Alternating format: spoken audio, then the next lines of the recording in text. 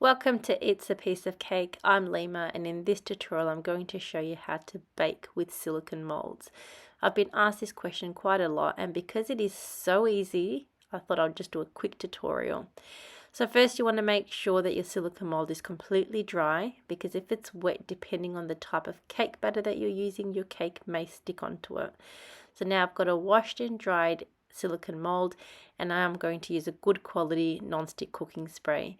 I prefer to use the non-stick cooking sprays that you get from your cake decorating shop because they work much better with silicone mold than your normal ones in your supermarket. And then I go quite heavy with the cooking spray.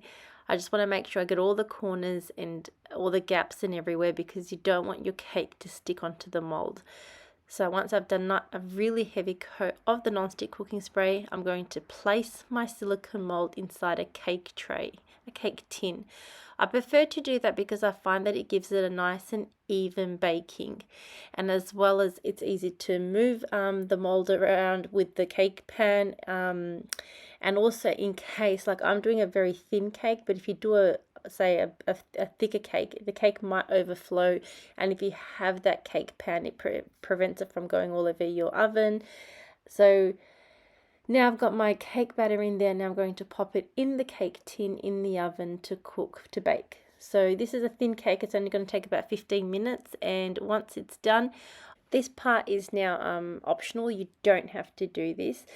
I just like to do this because it just helps kind of level the cake a little bit. So I just get a spatula, and as the cake is still quite warm from the oven, I just press it gently and just to kind of level it off. And like I said, this part is optional. You don't have to do this.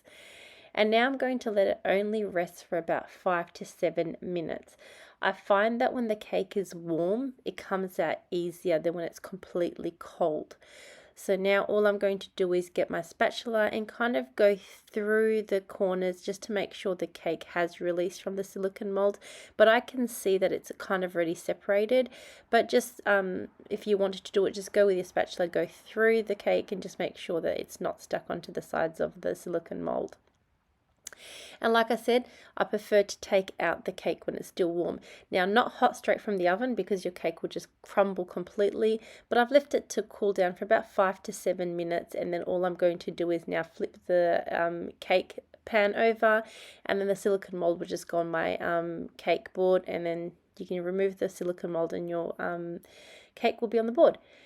And as you can see, that was a very easy release, and that's only because of the non-stick cooking spray. And then you've got your cake, which is a really easy way to get carved cakes where it requires no carving whatsoever. And the advantage of using silicone or tin molds are, because all the guides are there. If I wanted to now put some fondant on it, all the guidelines are there for me. So it's very easy to cover it in fondant, very easy to cover it in buttercream, because you've got all the hard work done. The shape is made for you. The guides are there to help you to put all your fondant or icing or buttercream, whatever you're going to use, in place. So I hope you guys did enjoy this very easy quick tutorial, and if you did, let me know by giving me a thumbs up. Thanks so much for watching. Take care and bye for now.